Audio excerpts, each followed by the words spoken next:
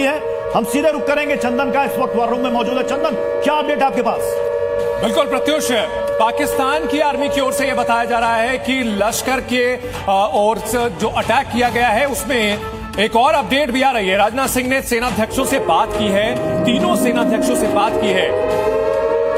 तो पाकिस्तान की ओर से लगातार बयानबाजी हो रही है और जहां हमला हुआ है वो हम ग्राफिक्स के जरिए भी अपने दर्शकों को दिखा रहे हैं। साथ ही साथ राजनाथ सिंह, रक्षा मंत्री भारत, उन्होंने तीनों सेनाध्यक्षों से बात की है। इस वक्त की बड़ी खबर आ रही है, लगातार जिस तरह से हमला किया गया है उसके बाद इंफॉर्मेशन की बाढ़ आ गई है और अब से थोड़ी देर में 10 बजे एक प्रेस कॉन्फ्रेंस की जाएगी जिसमें जानकारी प्रिसाइसली दी जाएगी। लेकिन इससे पहले राजनाथ सिंह ने तीनों सेनाध्यक्षों से बात की है, क्योंकि जिस हमले को अंजाम दिया गया है उसमें भारत की तीनों सेनाओं का जबरदस्त कोऑर्डिनेशन देखने को मिला है।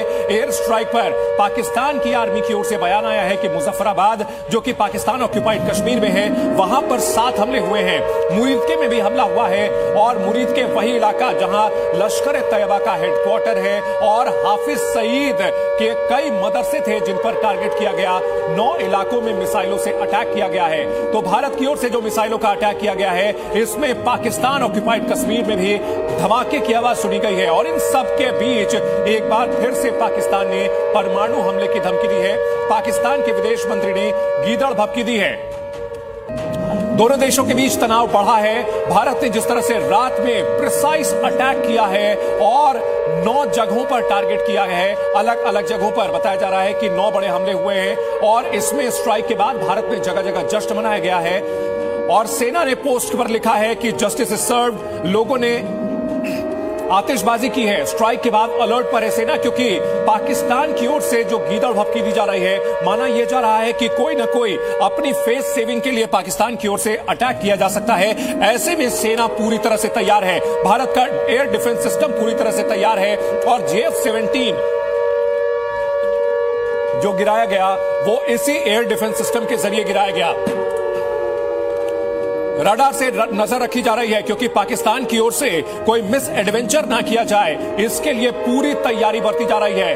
2019 के बाद अगर तुलना करें और अब भारत के पास S-400 एयर डिफेंस सिस्टम है। इसके अलावा आकाश जो स्वदेशी एयर डिफेंस सिस्टम है, ये सभी पहले से तैनात किया गया है। और जिस तरह से 22 अप्रैल को हमला किया गया था पहलगाम में, उसके बाद से ही भारत में लगातार मांग उठ रही थी कि पाकिस्तान में आतंकियों के आकाओं पर अटैक किया जाए और 15 दिन बाद ये बदला लिया वहां पर मौजूद हैं। किस तरीके के वहां पर इस वक्त स्थितियां देखने को मिल रही हैं, क्योंकि सबसे ज्यादा अलर्ट इस वक्त कश्मीर को किया गया है।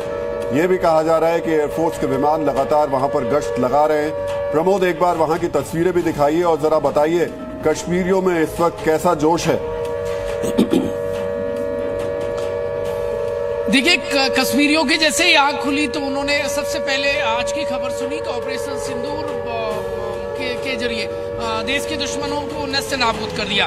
इस वक्त मेरे पास जो अपडेट आ रहा है कि 9 ठिकाने जहां पर हिंदुस्तान की आर्मी ने एयर स्ट्राइक की है, उसके बारे में आपको बता देता हूं। पहले देखिए, बहावालपुर जो जैश का मुख्यालय है वहां पर अटैक किया गया है। दूसरा मुरीद के लश्कर का अड्डा है। 26/11 के आतंकी यही का लॉन्च पैड था। इसके अलावा गुलपुर में पुंछ राजौरी हमले और जून 2024 में बस पर हमला किया गया था। चौथा जो जहां पर टारगेट किया है भारतीय आर्मी ने वो सवाई कैंप है। ये सोनमर्ग, गुलमर्ग और पहलगाम हमलों की जड़ यहीं से जुड़ी है। 5वां है बिलाल कैंप, जैसका लॉन्च पैड है। 6वां है कोटली कैंप, 50 आतंकियों की क्षमता और लश्कर जो ओमर्स का ये अड्डा था। और बरनाला कैंप जो 7वां है राजौरी के सामने, ये इंटरनेशनल बॉर्डर से 10 किलोमीटर के आसपास दूर होगा। सरजल कैंप है जो इंटरनेशनल बॉर्डर सांभा कठुआ जैस का ये ठिकाना माना जाता है।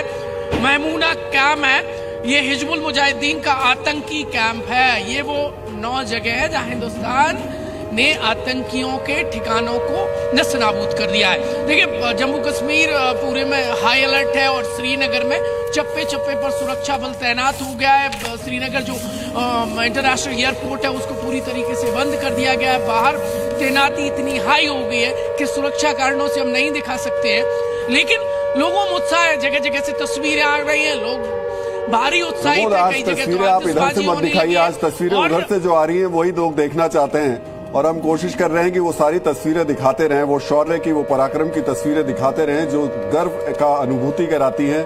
ये एहसास कराती है कि जब भारतीय सेना बदला लेती है तो पूरी तसल्ली बख्श तरीके से लेती है।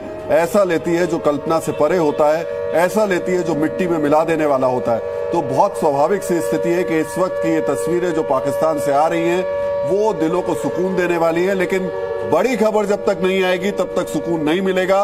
वो बड़ी खबर मसूद अजहर से जुड़ी हुई है। उसके आतंकी अड्डे पर, उसके हेडक्वार्टर पर एक टारगेटेड पूरा अटैक किया गया है। अब क्या क्या उस हमले में हुआ, 10 बजे जो प्रेस कॉन्फ्रेंस होने वाली है वो एक जॉइंट प्रेस कॉन्फ्रेंस है, उसमें आर्मी भी मौजूद रहेगी और उसके साथ साथ एमईए के ऑफिशियल्स मौजूद रहेंगे। यानी जो मैं बार बार सुबह से कह रहा हूं कि भारत ने 2 फ्रंट के साथ में इस पूरे के पूरे हमले को बहुत ही रणनीति के साथ आगे बढ़ाया। एक तरफ सेना को उन्होंने टारगेट पर रखा, यानी सेना टारगेट तय करके उसको अटैक कर रही थी, आतंकी जो भी हेडक्वार्टर्स थे, जो उनके लॉन्च पैड थे। दूसरी तरफ डिप्लोमेटिक चैनल्स उसी वक्त ऑन कर दिए गए थे और जो बड़े देश हैं, जो मित्र देश हैं भारत के, उनको अपने भरोसे में लिया गया। हालांकि ये काम 15 दिन से ही शुरू हो चुका था, लेकिन जैसे ही अटैक हुआ उसके बाद सबसे पहली प्रतिक्रिया अमेरिका की आई है।